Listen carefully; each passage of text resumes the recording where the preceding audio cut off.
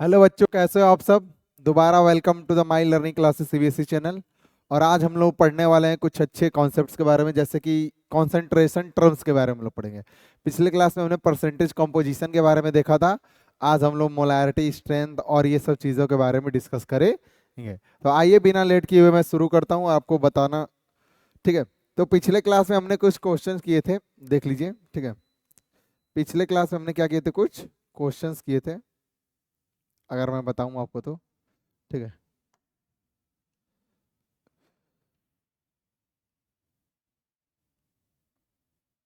Questions को देख लेते हैं। ठीक है। मोल कॉन्सेप्ट, इसमें हम लोग टर्म्स ऑफ नंबर। ठीक है। टर्म्स ऑफ नंबर में हम लोग पढ़ चुके थे कि मोल कॉन्सेप्ट क्या होता है। ठीक है ना। अगर किसी भी पार्टिकल लेते हो आप, चाहे वो एटम्स लो, आयंस लो या मॉलिक्यूल्स लो, अगर उसके आप एक मोल लेते हो तो उसमें कितने आएंगे एटम्स, वो अवगाद्रो नंबर के बराबर होते हैं। मॉलिक्यूल्स कितने आते हैं, वो भी अवगाद्रो नंबर के बराबर होते हैं। और इलेक्ट्रॉन कितने आते हैं, वो भी अवगाद्रो नंबर के बराबर होते हैं।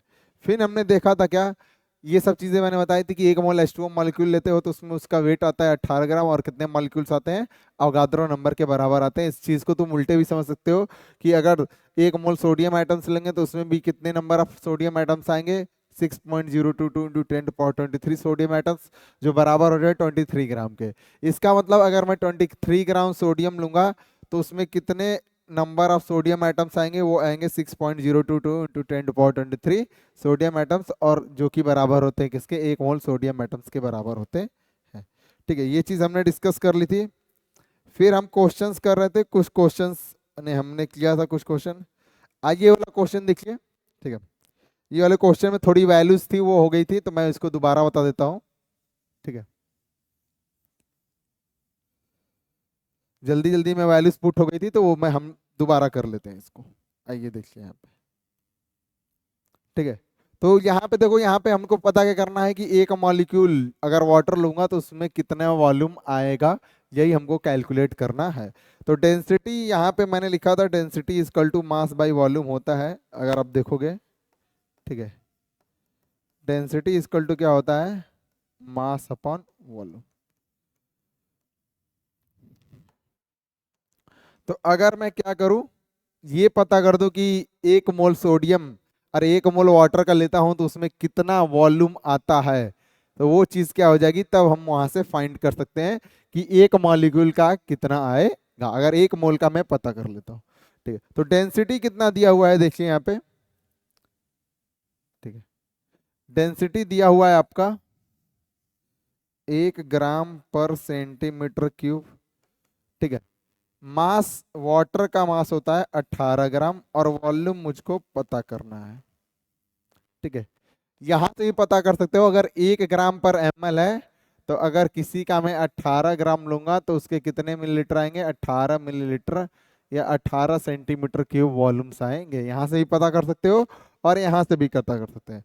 तो यहाँ से अगर तुम वॉल्यूम कैलकुलेट करोगे तो कितना आएगा, कितना आएगा देखो, 18 ग्राम डिवाइड बाई वॉल्यूम को मैंने इधर भेज दे दिया, और जो ये तुम्हारा है 1 ग्राम, उसको यहाँ पिला दिया। तो यहाँ पे क्या बन गई ये चीज, ये बन गई 1 ग्राम पर सेंटीमीटर क्यूब। 1 ग्राम पर सेंटीमीटर क्यूब, ये बन गई। अब अगर तुम ध्यान से देखोगे तो ग्राम और ग्राम ऊपर है, तो ग्राम और ग्राम कट जाएगा। ये सेंटीमीटर, ये इसको ऐसे लिख सकते हो, 1 ग्राम पर सेंटीमीटर क्यूब है, तो इसको ऐसे लिख सकते हो ना, 1 ग्राम सेंटीमीटर क्यूब। तो ऊपर जाएगा तो क्या हो जाएगा, 80 सेंटीमीटर क्यूब। ठीक है। और 1 सेंटीमीटर 1 मिलीलीटर के बराबर होता है, तो यहाँ पे लिख सकते हैं 80 मिलीलीटर भी लिखा जा सकता। तो यहाँ पे अगर एक मोल H2O लेता हूं तो उसके कितने वॉल्यूम्स आएंगे, 80 सेंटीमीटर क्यूब ऑफ वॉल्यूम्स आएंगे। एक मोल में कितने H2O के मॉलिक्यूल्स होते हैं, तो किसी के भी एक मोल लेते हैं तो नंबर ऑफ मॉलिक्यूल्स कितने आते हैं, नंबर ऑफ मॉलिक्यूल्स का जो नंबर होता है वो होता है 6.022 इंटू 10 पावर 23। अगर तुम H2O मॉलिक्यूल्स लोगे तो कितने उसमें वॉल्यूम आएंगे, 18 सेंटीमीटर क्यूब आएंगे। तो एक मॉलिक्यूल अगर लेते हैं, वन मॉलिक्यूल, यही पूछा हुआ है, तो अगर वन मॉलिक्यूल लेगो तो कितने आएंगे, तो 18/6 इंटू 10⁻23, 6.022 है तो उसको होल कर लूंगा तो 6 आएंगे सेंटीमीटर क्यूब। तो यहाँ पे देखो 6 कैंसिल 3 टाइम्स, तो 3 इंटू 10⁻⁻23 सेंटीमीटर क्यूब। ये रहेगा volume of 1 molecule of water. ठीक है, ये volume of 1 molecule of water रहेगा। ठीक है,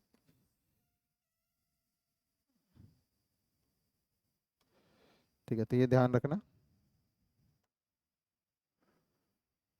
volume of 1 molecule of water इतना होता है, सेंटीमीटर क्यूब मिलीलीटर भी वहां पे लिख सकते हो, ये सब चीजें हैं। ठीक है ना, तो यहाँ पे 22.4 नहीं लेना होगा, आपको लेना होगा क्या, आपको 18 सेंटीमीटर क्यूब लेना होगा।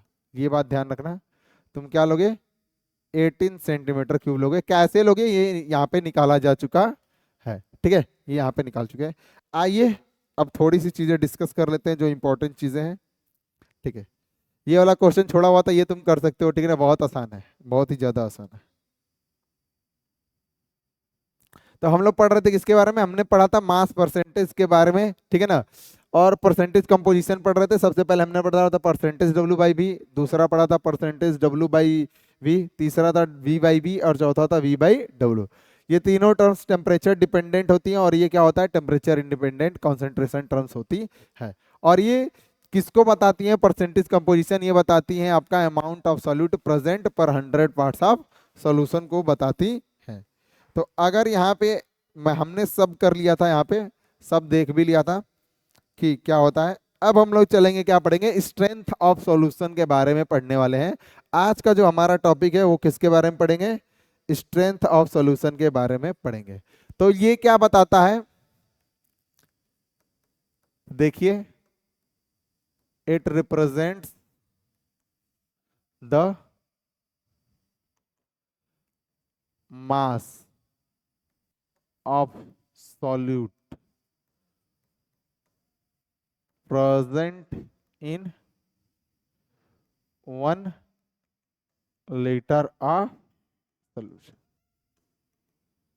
अगर मैं 1 लीटर सॉल्यूशन लेता हूं तो उसमें कितना वेट किसी सॉल्यूट का प्रेजेंट है, उसको बोलते हैं क्या, उसको बोला जाता है स्ट्रेंथ ऑफ सॉल्यूशन। उसको क्या बोलते हैं बच्चों, स्ट्रेंथ ऑफ सॉल्यूशन का नाम दिया जाता है। ठीक है, तो ये बात ध्यान रखोगे, it represent the mass of solute present in 1 litre of solution. ये बात, ये पहला पॉइंट था। ठीक, ये पहली चीज हमने पढ़ी इसके बारे में, स्ट्रेंथ ऑफ सॉल्यूशन के बारे में। दूसरी चीज पढ़ते हैं, इसका फॉर्मूला क्या होता है। तो स्ट्रेंथ का फॉर्मूला हो जाएगा यहां से इक्वल टू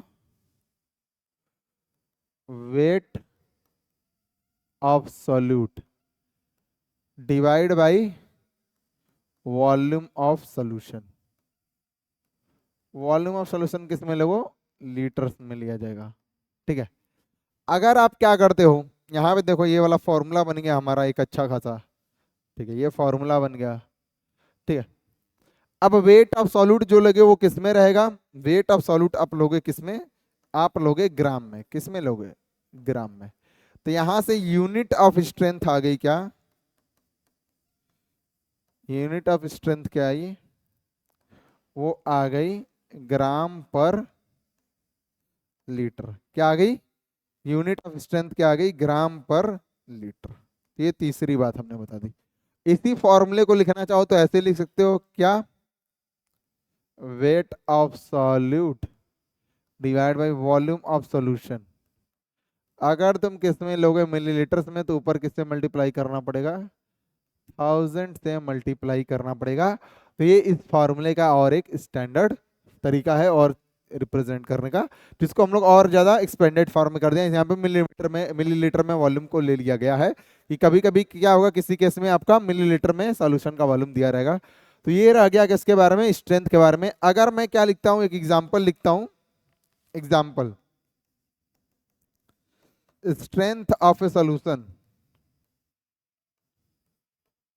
सॉल्यूशन इज, मान लो लिखता हूं 5 ग्राम पर लीटर। एक सॉल्यूशन है, उसका स्ट्रेंथ 5 ग्राम पर लीटर है। तो इसका मतलब मीनिंग क्या हुआ, इसका मीनिंग क्या हुआ, लिख के दे देगा, मीनिंग ढूंढते रह जाओगे, नहीं मिलेगा। यहाँ पे समझ लो क्या होता है। इसका मतलब होता है 5 gram of solute is dissolve in 1 litre of solution. इसका मतलब है कि 1 लीटर सॉल्यूशन में 5 ग्राम सॉल्यूट के डिजॉल्व किए गए हैं। ठीक है, ये बात आपको ध्यान नहीं है। 5 gram of solute is dissolve in 1 litre of solution, इसका मतलब था 5 ग्राम। 10 ग्राम दे दे तो 10 ग्राम ऑफ सॉल्यूट, 8 ग्राम दे दे तो 8 ग्राम ऑफ सॉल्यूट, ऐसे करके आपको पता करना है। स्ट्रेंथ के बारे में पढ़ लिया। अब इसी से एक और चीज रिलेटेड है, वो है मोलैरिटी। अच्छा एक बात और बता देता हूं, क्योंकि यहाँ पे वॉल्यूम आ रहा है, यहाँ पे क्या आ रहा है, वॉल्यूम आ रहा है, तो स्ट्रेंथ आपका क्या होगा, ये होगा टेम्परेचर डिपेंडेंट कॉन्सेंट्रेशन टर्म। इसको हम लोग क्या बोलेंगे, टेम्परेचर डिपेंडेंट कॉन्सेंट्रेशन टर्म बोला जाएगा, क्योंकि वॉल्यूम इंक्लूड है यहाँ पे। अब चलते हैं मोलारिटी की ओर बढ़ते हैं, और मोलारिटी के बारे में सीखने की कोशिश करते हैं। इसकी और स्ट्रेंथ के बीच क्या अंतर है और क्या सिमिलैरिटीज हैं, वो भी देख लेंगे कि फॉर्मूला भी दोनों में कुछ ना कुछ रिलेशन आता रहता है। तो मोलारिटी का मतलब होता है, लिख सकते हो, इट रिप्रेजेंट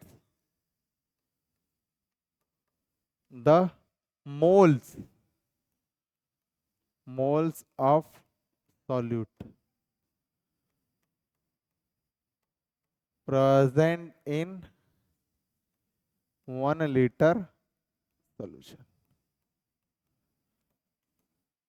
मोलारिटी का मतलब है ये है कि 1 लीटर सॉल्यूशन में किसी सॉल्यूट के कितने नंबर ऑफ मोल्स प्रेजेंट है।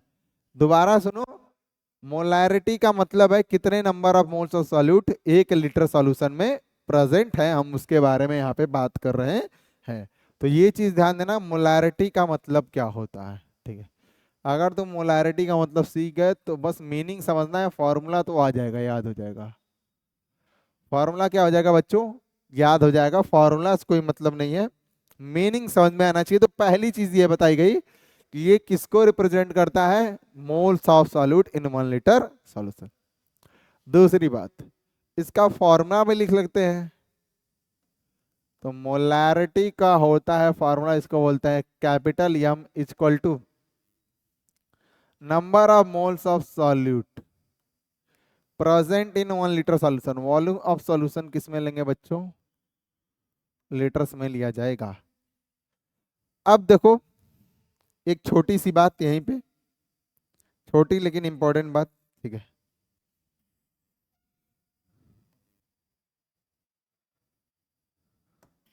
ठीक है, यहाँ पे देखिए। अब number of moles of solute कैसे निकालते हो, number of moles of solute का फॉर्मूला होता है weight of solute divide by molar mass of solute. मतलब number of moles of solute मतलब बी क्या होगा, W B by M B, ऐसे भी लिख सकते हो, या और करके ऐसे भी लिख सकते हो, n two is equal to W2/M2।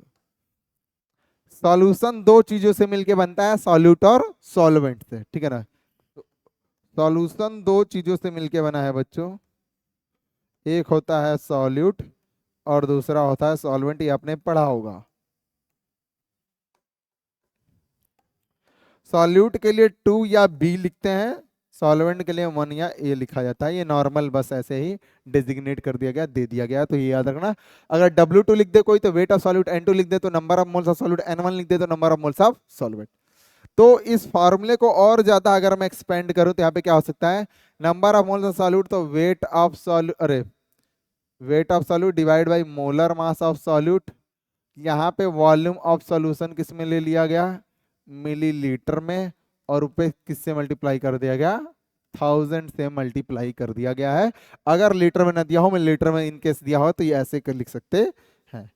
अब इस फॉर्मूले को हम लोग क्या करेंगे, याद रखेंगे अपने दिमाग में, क्योंकि ये फॉर्मूला क्या है, इंपॉर्टेंट है। ये फॉर्मूला आपका क्या है, बिल्कुल इंपॉर्टेंट है। इंपॉर्टेंट से ज्यादा इंपॉर्टेंट है। ठीक है, आप इसको ध्यान में रखोगे।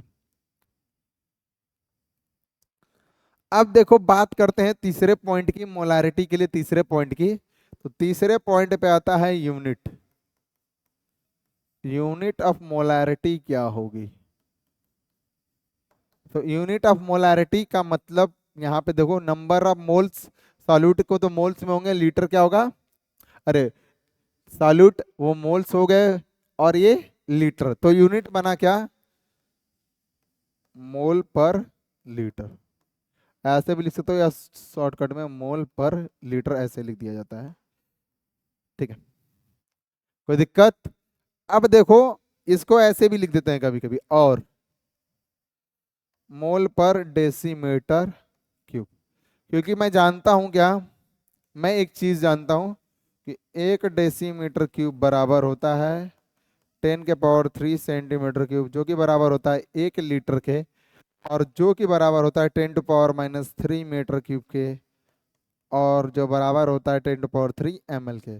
तो 1 लीटर किसके बराबर है, 1 डेसीमीटर क्यूब के बराबर है, इसलिए मोल पर डेसीमीटर क्यूब भी लिखा जा सकता है। तो ये आपको बात को क्या करनी पड़ेगी, ध्यान देनी पड़ेगी।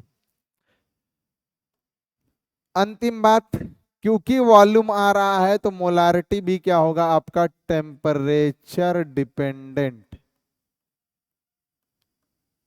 कॉन्सेंट्रेशन टर्म कहलाएगा, टेम्परेचर डिपेंडेंट कॉन्सेंट्रेशन टर्म कहलाएगा, क्योंकि वॉल्यूम में क्या है, इंक्लूड है।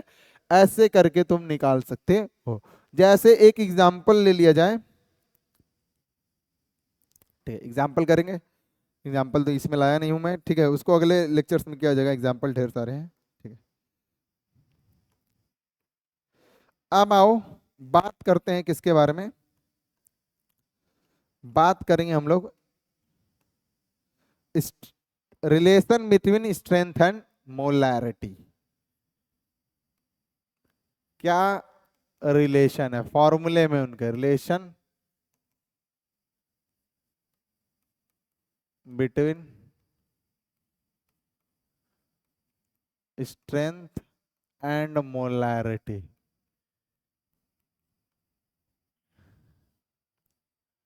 ये टॉपिक डिस्कस करेंगे, आइए। तो एक एक करके क्या करता हूं मैं, फॉर्मूला लिख लेता हूं, फिर एक साथ दोनों को निकालने के। तो यहां पे देखिए क्या आया, स्ट्रेंथ का फॉर्मूला क्या है,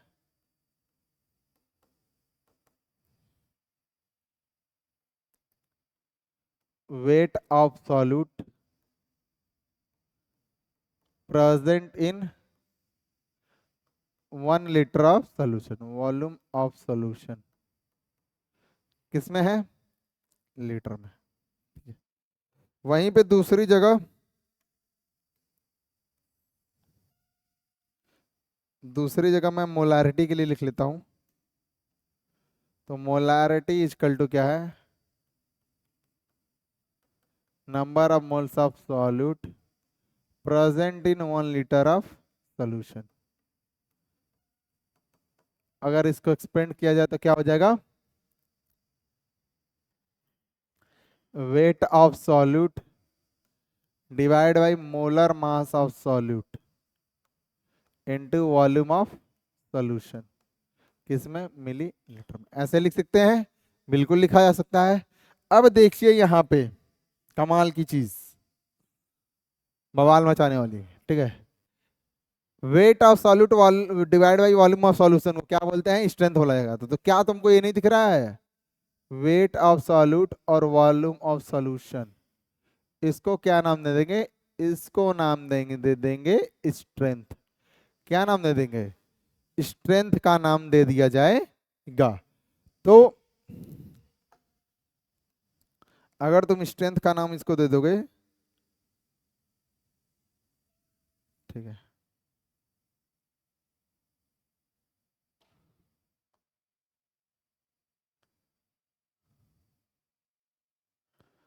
ठीक है, बस इतना ही चाहिए भाई,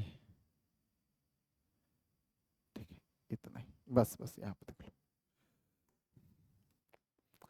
तो मोलैरिटी का अब जब मैं फॉर्मूला लिखूंगा तो कुछ ऐसे लिखूंगा, मोलैरिटी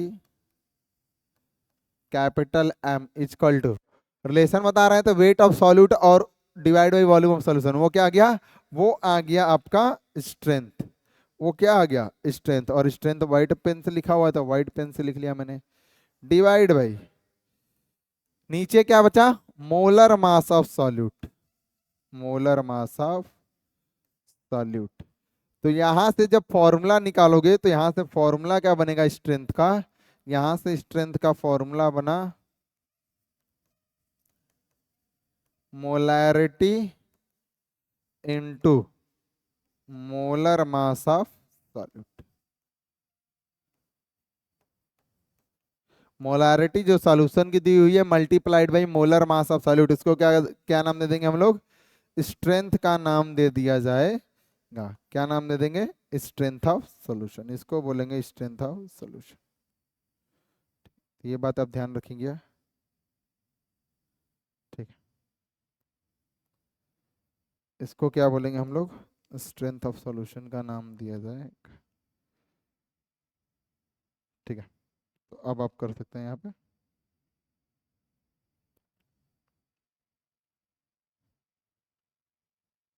ठीक है। तो strength is equal to molarity into molar mass of solute, ये बना आपका एक और फॉर्मूला। किसके लिए बना ये बना आपका स्ट्रेंथ एंड मोलारिटी के लिए। तो ये आपको फॉर्मूला क्या करना है, ध्यान में रखना है, इससे कई सारे सवाल आपके क्या हो सकते हैं, सॉल्व हो सकते हैं, आसानी से सॉल्व हो जाएंगे। ये रहा स्ट्रेंथ और मोलारिटी के बीच। अब आइए बात करते हैं क्या, अभी तो ये आगे है, इसको मैं ऊपर कर लेता हूँ, ये सब चीज़ें तो बाद में बताएंगे, ठीक है। आइए देखते हैं किसके बारे में और जानना है। अब हम लोग क्या पढ़ते हैं, देखिए यहाँ पे, अब हम लोग पढ़ने वाले हैं क्या, कॉन्सेप्ट ऑफ डाइल्यूशन के बारे में बात करेंगे। कॉन्सेप्ट ऑफ डाइल्यूशन, अगर कोई सॉल्यूशन है, उसका कुछ मोलारिटी है, उसका कुछ वॉल्यूम है, और अगर वो क्या करता है, उसमें उसको डाइल्यूट कर दिया जाता है, तब क्या फॉर्मूला, जो नया सॉल्यूशन बना है उसका मोलारिटी तुम कैसे पता करोगे, क्या चीजें रहेंगी, वही मैं तुमको समझाने वाला। तो मान लो तुमने यहाँ पे एक सॉल्यूशन लिया, ठीक है, यहाँ पे क्या है, सॉल्यूशन ए है, आजा भाई, सॉल्यूशन ए भरा हुआ है, इस सॉल्यूशन का मोलैरिटी M1 है, M1, और वॉल्यूम इसका क्या है, V1 है, क्या है, V1 है। अब इसमें क्या करते हैं, कुछ वॉल्यूम ऐड कर दिया जाता है, मान लो कुछ वॉल्यूम क्या ऐड किया, ऊपर से ऐड कर दिया गया यहाँ पे, मान लो वी आई वॉल्यूम ऐड कर दिया गया, VI वॉल्यूम एडेड। तो यहाँ पे जो सॉल्यूशन बना, एक नया सॉल्यूशन बन गया, जिसकी मोलारिटी है M2, और जिसका वॉल्यूम मान लो क्या है, वॉल्यूम को मान लेते हैं V2, और V2 क्योंकि फाइनल वॉल्यूम है तो वो किसके बराबर होगा, V1 प्लस VI के बराबर हो जाएगा। क्योंकि यहाँ पे कुछ वॉल्यूम होगा तो उसमें कुछ तुमने कुछ वॉल्यूम ऐड कर दिया, तो ये बना फाइनल वॉल्यूम V2। V2 यहाँ पे फाइनल वॉल्यूम की तरह एक्ट कर रहा है, मतलब है ये फाइनल वॉल्यूम तो है, ठीक है। तो अब जो नया सॉल्यूशन बना उसकी मोलैरिटी हम लोग को पता करनी है, तो कैसे पता करोगे, ये सॉल्यूशन ए है, और ये जब वॉल्यूम तुमने ऐड किया तो ये बन गया सॉल्यूशन बी। कैसे पता करेंगे, देखिए, अब जब तुम क्या करते हो, कोई भी सॉल्यूशन को डाइल्यूट करते हो ना, तो वॉल्यूम चेंज हो रहा है, मोलैरिटी चेंज हो रही है, but number of moles remains constant. यहां पर लिख सकते हो on diluting solution number of moles remains constant. Number of moles कभी चेंज नहीं होते हैं, कभी नहीं चेंज होंगे, ये बात ध्यान में रखना। अगर ये बात तुम समझ गए तो आधा तो प्रॉब्लम सॉल्व हो चुका है। Number of moles remains constant, वो कांस्टेंट रहता है, क्या रहता है, हमेशा कांस्टेंट रहता है। तो यहां मान लो इसका, इसमें जो नंबर ऑफ मोल्स हैं वो है N1 और इधर है number of moles of N2। लेकिन क्योंकि नंबर ऑफ मोल्स क्या है, सेम है,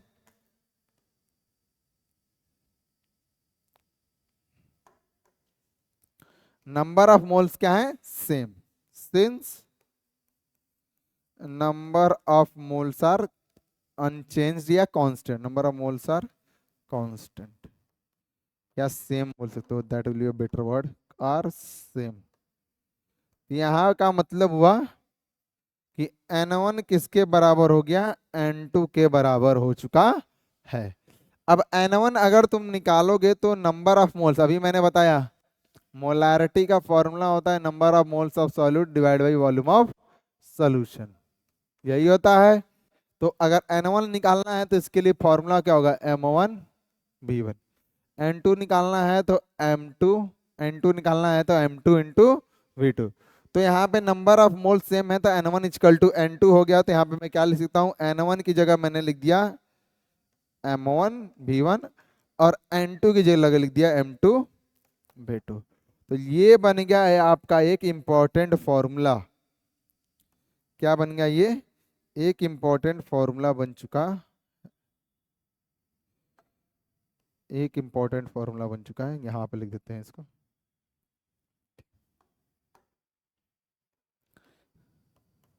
ठीक है, तो ये आपका एक इंपॉर्टेंट फॉर्मूला बन चुका और इसको आपको क्या करना है, याद करना है।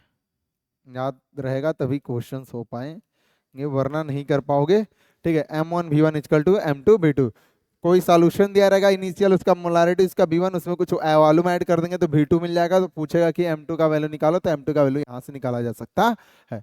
तो ये है कॉन्सेप्ट ऑफ डाइल्यूशन। अगर डाइल्यूट करते हैं सॉल्यूशन को, V वॉल्यूम ऐड कर देते हैं, ठीक है ना, VI वॉल्यूम एडेड, VI, ठीक है, VI volume, VI volume added, दोनों तरह से ऐड कर दिया मैंने, लो। तो ये चीज यहाँ पे हो जाएगी, इसको बोलते हैं कॉन्सेप्ट ऑफ डाइल्यूशन। अगले कॉन्सेप्ट पे चलते हैं। अगला हमारा कॉन्सेप्ट रहेगा मिक्स करने का। दो सॉल्यूशन को जब मिक्स करते हैं तब उसकी फाइनल जो सॉल्यूशन बनेगा उसका मोलारिटी कैसे पता किया जाएगा। तो यहाँ पे आते हैं, बात करेंगे concept of mixing, concept of mixing के बारे में बात किया जाएगा। तो यहाँ पे मान लो लंबा चौड़ा बॉक्स है, ठीक है। मान लो तुमने यहाँ पे लिया है क्या,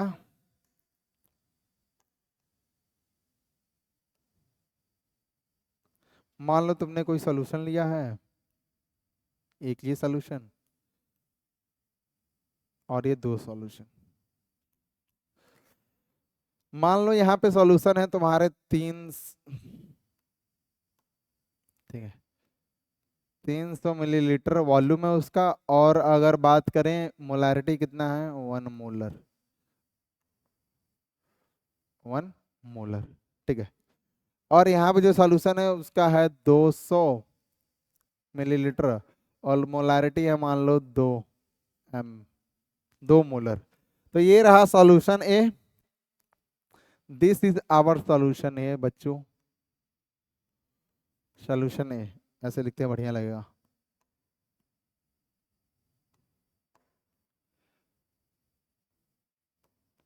सॉल्यूशन ए, और ये रहा सॉल्यूशन बी। इन दोनों को आपस में क्या करना है, मिक्स करना है। मतलब हम लोग क्या कर रहे हैं, आपस में इनको ऐड कर रहे हैं, मिक्स कर रहे हैं, मिक्स किया जा रहा है, ऐसे मिक्स कर रहे हैं, दोनों को आपस में मिक्स किया जा रहा है। तो क्या होगा यहाँ पे, तो रिजल्टिंग जो सॉल्यूशन बनेगा इन दोनों को मिक्स करने से, तो वो सॉल्यूशन का molarity, final molarity of the mixture क्या होगा, ये हमको पता करना है। और ये हम किस केस में कर रहे हैं, ये जो आपका केस है वो कौन सा केस है, नॉन रिएक्टिंग मिक्सचर के बारे में पढ़ रहे हैं। किसके बारे में, नॉन रिएक्टिंग मिक्सचर के बारे में, रिएक्टिंग मिक्सचर के बारे में नहीं पढ़ रहे हैं, ये बात ध्यान देना। नॉन रिएक्टिंग मिक्सचर के बारे में पढ़ा जा रहा है, ठीक है। रिएक्टिंग मिक्सचर के बारे में पढ़ेंगे लेकिन नॉर्मेलिटी कंप्लीट कर लेंगे क्योंकि वहां पे ग्राम इक्विवेलेंट्स का कुछ काम है। उसके बाद रिएक्टिव मिक्सचर का भी देख लेंगे कैसे निकालते हैं, वो तो आसान ही है। तो यहाँ पे अगर नंबर ऑफ मोल्स निकालूं मैं, नंबर ऑफ मोल्स, तो वो क्या हो जाएंगे, मोलारिटी इंटू वॉल्यूम, मतलब 300 गुड़े 1, तो कितने आए, क्योंकि मिलीलीटर में है तो 300 मिली मोल्स आएंगे। यहाँ पे निकाला जाए तो यहाँ पे नंबर ऑफ मोल्स कितने आएंगे, नंबर ऑफ मोल्स 200 गुड़े 2, 400 मिली मोल्स आएंगे। कितने आएंगे, 400 मिली मोल्स आएंगे। तो मोलारिटी ऑफ जो फाइनल मिक्सचर होगा, molarity of final mixture, final mixture वो किसके बराबर आता है, वो बराबर होता है, इसको मान लेते हैं N2 और इसको मान लेते हैं N1। ये रहा आपका N2, N2, इसको मान लिया मैंने N2। ठीक है, सॉल्यूशन 1 सॉल्यूशन भी ये हो गया। तो फाइनल मिक्सचर आता है वो किसके बराबर होता है, N1 plus N2 divide by V1 plus V2 के बराबर आता है। ठीक है ना। अब इस N1 प्लस N2 कैसे आया, मोलारिटी इंटू वॉल्यूम आया, तो ऐसे लिख सकते हो इसी फॉर्मूले को, M1 V1 plus M2 V2 divide by V1 plus V2। तो ये होता है फॉर्मूला फाइनल मिक्सचर का, मिक्सचर जो मिक्सचर बना है उसका फाइनल मोलारिटी ज्ञात करने का।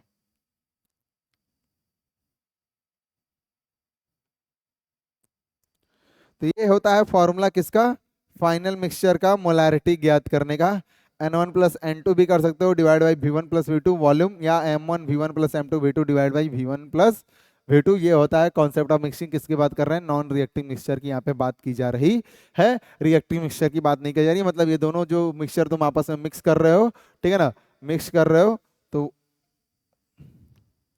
जो दोनों मिक्स कर रहे हो वो आपस में रिएक्ट नहीं कर रहे हैं, ठीक है ना। रिएक्ट करेंगे तो उनके लिए कुछ और होगा, जैसे कि एसिड बेस ले लिया जाता है उस केस में, ठीक है।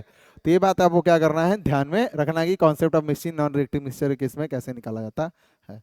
तो दो टॉपिक हमने इंपॉर्टेंट पढ़ लिए। डाइल्यूशन होगा तो क्या यूज करेंगे, M1 V1 M2 V2, ये इंपॉर्टेंट है, ठीक है। और अगर मिक्स कर देते हैं सॉल्यूशन को तो ये फॉर्मूला यूज करोगे, ये भी क्या है, इंपॉर्टेंट है, ये भी क्या है तुम्हारा इंपॉर्टेंट।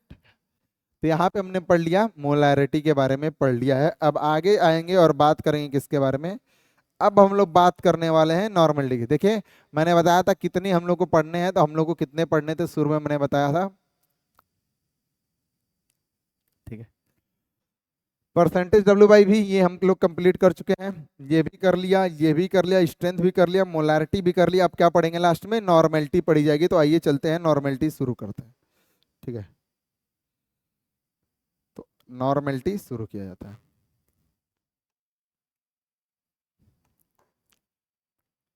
नॉर्मेलिटी का मतलब क्या होता है, जैसे मोलारिटी का मतलब number of moles of solute present in 1 litre of solution, तो नॉर्मेलिटी का मतलब होता है नंबर ऑफ ग्राम इक्विवेलेंट्स,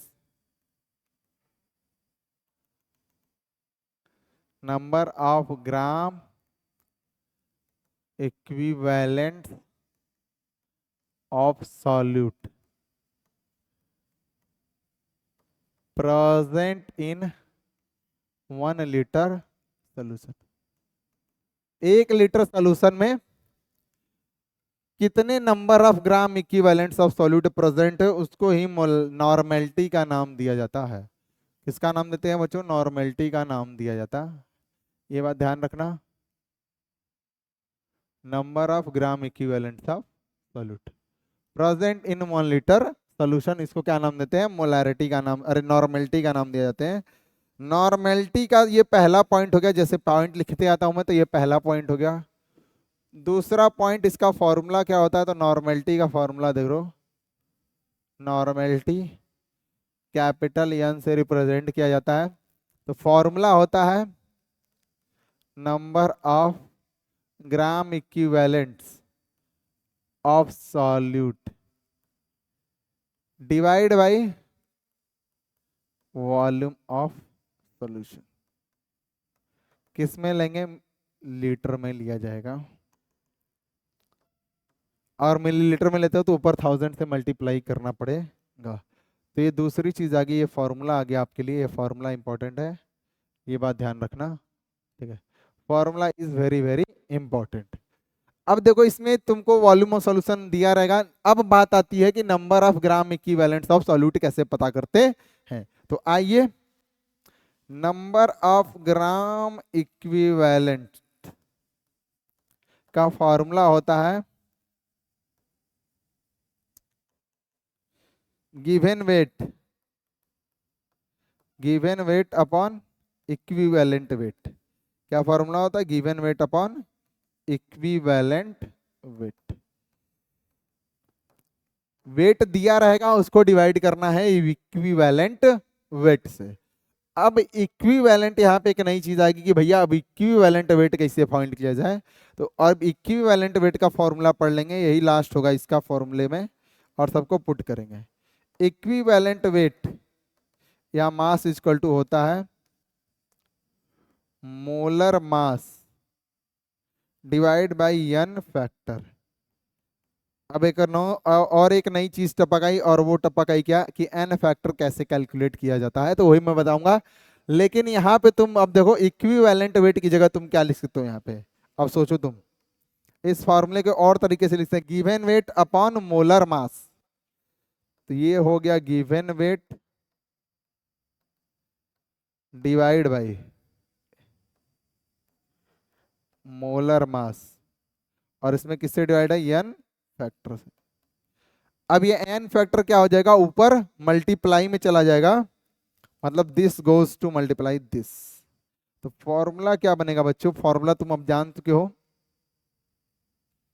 यहां से फॉर्मूला बना गिवन वेट, ठीक है, into N factor divide by molar मास।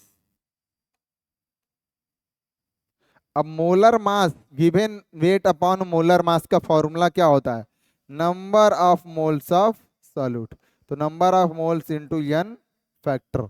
तो ऐसे कैलकुलेट करना है, मतलब number of gram equivalent of solute की जगह मैं क्या लिख सकता हूं? नंबर ऑफ मोल्स ऑफ, ठीक है, पूरा नहीं लिखना है भाई, number of moles of solute ऐसे ही लिख दो बस। Number of moles of solute into N factor. यहाँ पे आएगा number of moles of solute into N factor divide by volume of solution into millilitre. अब अगर तुम पिछला ध्यान से अगर पढ़ के आए हो, ध्यान तुमने दिया है, तो यहाँ पे तुम देख पा रहे हो number of moles of solute और volume of solution in litre किसके बराबर होता है। आइए पहचानने की कोशिश करते हैं, क्या ये मोलैरिटी के बराबर नहीं है क्या? Number of moles of solute, ये तो रिलेशन बता दिया मैंने, आइए आगे देखा, number of moles of solute volume of solution in litre, यही चीज वहां पे भी लिखी हुई है, यही चीज यहाँ पे भी लिखी हुई है। तो यहां से मैं क्या लिख सकता हूँ? इसको लिख सकता हूं, इसको लिख सकते हैं मोलैरिटी। क्या लिख सकते हैं? मोलैरिटी। यहां से फॉर्मूला बना क्या? फॉर्मूला बना मोलैरिटी इंटू एन, ठीक है। तो यहां से एक फॉर्मूला बन गया। नॉर्मेलिटी को मैं क्या लिख सकता हूं? यहां पे देखिए, नॉर्मेलिटी इक्वल टू लिखा जा सकता है मोलैरिटी इंटू एन फैक्ट। ऐसे कैलकुलेट की जा सकती है, और अच्छे से करना चाहोगे तो वो तो चीज तुम्हारे पास दी ही हुई है।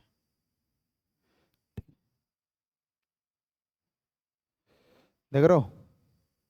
तो ये चीज हम लोग को जानना है, ठीक है, कि normality is equal to molarity into N factor. Direct निकाल सकते हो, और अगर नंबर ऑफ ग्राम इक्विवेलेंट दिया है तो ऐसे ऐसे करते हुए जाएंगे, फर्स्ट स्टेप फॉलो करेंगे, और फर्स्ट स्टेप यहाँ पे क्या हो जाएगा?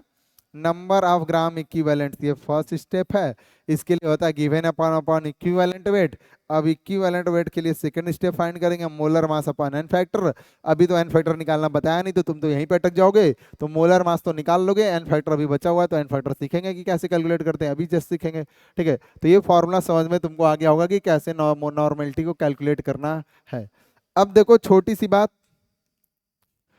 नॉर्मेलिटी में वॉल्यूम आ रहा है तो पहली बात ये टेम्परेचर डिपेंडेंट हो गया, टेम्परेचर डिपेंडेंट कॉन्सेंट्रेशन। ठीक, पहली दूसरी तीसरी बात, यूनिट ऑफ नॉर्मेलिटी, नॉर्मेलिटी का यूनिट क्या होता है, वो है ग्राम इक्विवेलेंट पर लीटर।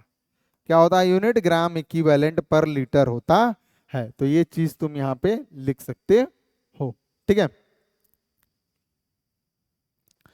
अब देखो इस फॉर्मूले को थोड़ा और इलेबोरेट कर लेते हैं नॉर्मेलिटी को। ठीक है, इसमें ज्यादा हो चुका, तुमको समझ में नहीं आएगा। तो नॉर्मेलिटी इजकल टू क्या था,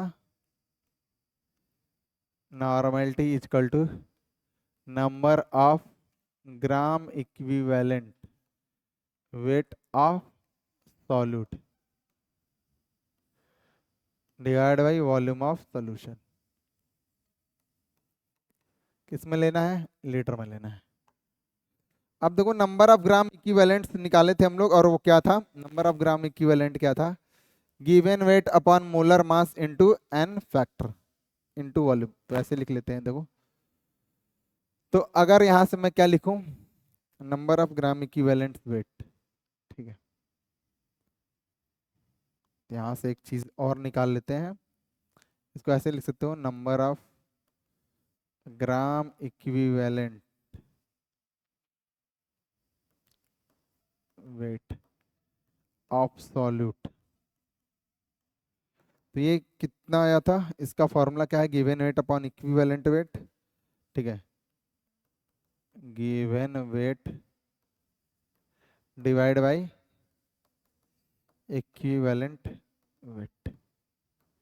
और इसका गिवन वेट का फॉर्मूला, अरे इक्विवेलेंट वेट का फॉर्मूला था, क्या क्या था, given weight divide by equivalent weight. और इक्विवेलेंट वेट का फॉर्मूला क्या है बच्चों, molar mass upon n factor. तो molar mass divide by n factor, क्योंकि फर्दर क्या था, गिवन वेट, तो given weight upon molar mass into N factor. इसको डायरेक्ट मैं क्या लिख देता हूँ यहाँ पे देखो, इस चीज को क्या लिख सकते हैं यहाँ पे, गिवन वेट अपॉन मोलर मास। ठीक है ना, ये किसका फार्मूला होता है, नंबर ऑफ मोल्स का। तो ये आ गया नंबर ऑफ मोल्स। ठीक है, डिवाइड बाई एन फैक्टर। तो कुल मिला के ग्राम ऑफ इक्विवेलेंट वेट का फॉर्मूला क्या आ रहा है, number of moles of solute लिख सकते हो, डिवाइड बाई एन फैक्टर, ऐसे लिखा जा सकता है। ठीक है, तो यहाँ से number of gram equivalent weight का फॉर्मूला क्या है,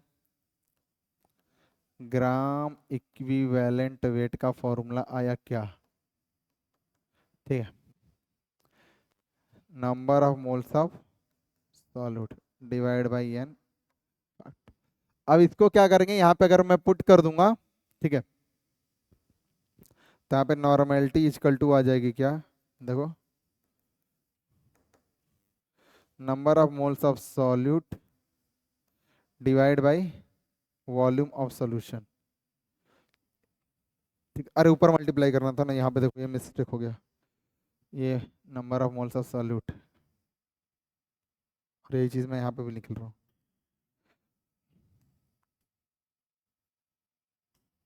नंबर ऑफ गिवन इट, तो ये हो गया क्या, number of moles of solute into N factor ना, ये ऊपर जाएगा क्या हो जाएगा, ये टर्म तुम्हारा ऊपर जाके इसमें क्या हो जाएगा, मल्टीप्लाई हो जाएगा। तो ये नंबर ऑफ मोल्स ऊपर बन गया, ऊपर मल्टीप्लाई। तो यहाँ पे आ गया क्या, number of moles of solute into N factor. तो यहाँ पे नंबर ऑफ मोल्स ऑफ, जो भी लिखा हो, number of moles of solute divide by n factor into mole volume of solution. ठीक है, तो यहाँ पे आ गया तुम्हारा ये चीज, ठीक है ना, इसको भी याद रखना, ये तुम्हें याद रखना है, ऐसे भी निकाल सकते हो, ठीक है, ये भी चीज तुम्हें याद रखनी है, ठीक है।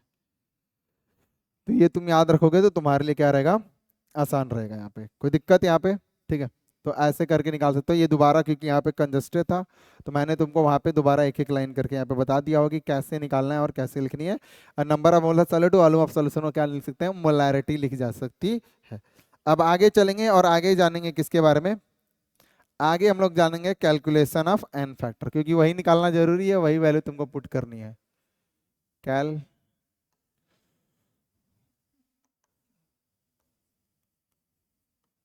Calculation of N factor, N factor को कैसे कैलकुलेट किया जाता, ठीक है,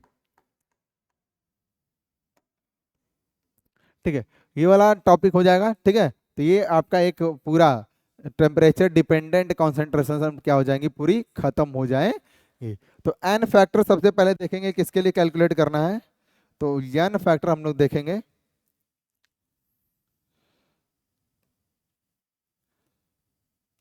ठीक है,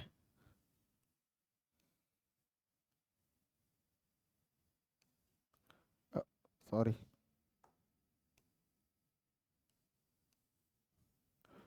ठीक है, बस दो ही तीन के लिए पढ़ना है, कटायन अनायन के लिए पढ़ लेंगे और किसके लिए पढ़ लेंगे, एसिड्स के लिए। तो सबसे पहले पढ़ेंगे क्या, n factor calculation for acids, n factor calculation for acids,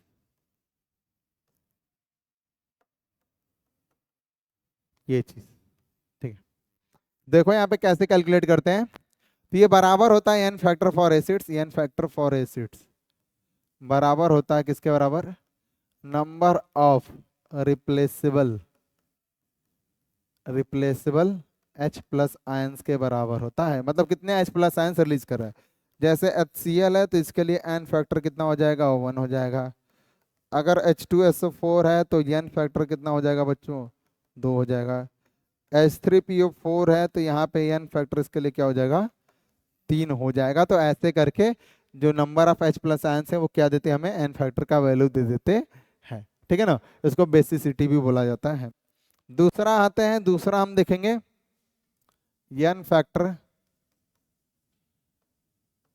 calculation for bases, bases के लिए कैसे कैलकुलेट करना है, ठीक। तो यहाँ पे देखो जो एन फैक्टर होता है किसके लिए, फॉर बेसिस, वो बराबर होता है किसके बराबर होता है, number of replaceable replaceable OH minus ions, कितने OH माइनस आयंस रिप्लेसेबल है उनके बराबर होता है। मतलब इसका मतलब ये है कि अगर तुम क्या लोगे, NaOH लोगे, तो इसके लिए एन फैक्टर कितना आएगा, कितने OH माइनस मिलेंगे, एक। CaOH का ट्वाइस लोगे तो यहाँ पे एन फैक्टर कितना आएगा, कितने OH माइनस मिलेंगे, 2, ठीक है। तो ये रह गया एन फैक्टर बेसिस के लिए। अब आते हैं एन फैक्टर, जैसे कोई सॉल्ट्स हो तो उनके केस में कैसे कैलकुलेट करते हैं, एन फैक्टर फॉर सॉल्ट, जैसे कोई, तो यहाँ पे जो एन फैक्टर होता है, n factor equal to number of positive charge, ठीक है, ऑन कटायन, जो कि बराबर होता है number of negative charge on anion. तो जो एन फैक्टर है किसके लिए, सॉल्ट के लिए, वो किसके बराबर, number of positive charge on cation या number of negative charge on anion. जैसे मैं ले लूँ NaCl, तो NaCl के लिए एन फैक्टर कितना आएगा, 1 आएगा, क्योंकि इस पे भी +1 है, इस पे -1 है। अगर मैं ले लूँ Na2CO3, तो इसके लिए एन फैक्टर कितना आएगा, इस पे कितना है देखो, Na2CO3 का ऐसे लिख सकते हो ना, 2Na प्लस और CO3 -2, तो कितना एन फैक्टर, 2 आया। अगर तुम क्या लेते हो Al2SO4 का थ्राइस ले लेते हो, तो यहाँ पे एन फैक्टर कितना आएगा, यहाँ पे एन फैक्टर आएगा किसके बराबर, 6 के बराबर आएगा। क्योंकि जब इसको ब्रेक डाउन तुम करोगे तो ऐसे लिखोगे 2Al + 3 + 3SO4 - 2, देखो +6 -6 तो कितना आया, 6 आया। तो ऐसे करके हम लोग एन फैक्टर कैलकुलेट करेंगे और इसको यहाँ पे पुट किया जाएगा जहाँ पे भी पुट करना चाहो तुम, ठीक है। नॉर्मेलिटी ये हो गया, यहाँ पे लिख सकते हो क्या, normality is equal to molarity into N factor. अब तुम एन फैक्टर कैलकुलेट करना जान चुके हो, तो इस एन फैक्टर को उसमें क्या करेंगे, हम लोग फाइंड आउट करेंगे, मोलारिटी के साथ मल्टीप्लाई करेंगे तो सीधे नॉर्मेलिटी चली आएगी। ये सब चीजें यहाँ पे लिखी हुई है, ठीक है बच्चों। तो आज हमने मोलारिटी, स्ट्रेंथ और नॉर्मेलिटी के बारे में डिटेल में डिस्कस कर लिया। अब अगला हम जो डिस्कस करेंगे वो अगला टॉपिक होगा नॉर्मेलिटी में ही, अगर हम लोग रिएक्टिंग मिक्सचर लेते हैं और नॉन रिएक्टिंग मिक्सचर लेते हैं तो कैसे डिस्कस किया जाएगा। तो आज के लिए बच्चों क्या करते हैं, कैलकुलेशन ऑफ एन फैक्टर पे अपने लेक्चर को क्या करते हैं, स्टॉप करते हैं, ठीक है। तो thank you for attending this lecture. ऐसे ही इसको देखते रहिए, जो भी आपके दोस्त हैं उनके साथ क्या करिए, इनको शेयर करिए वीडियो के, जो भी हर टीचर्स के हैं। जैसे आप देख पा रहे हो कि शिवम सर केमिस्ट्री लेकर आ रहे हैं, मैं फिजिक्स ले रहा हूँ, धीरे धीरे बायोलॉजी और मैथ भी आएगी इस चैनल पे, ठीक है। तो आपको ध्यान देना ये सब चीज़ें। और तब तक के लिए मैं विदा लेता हूँ, ठीक है। मिलेंगे अगले क्लास में और नए कॉन्सेप्ट्स के साथ और क्वेश्चन के साथ। Bye bye.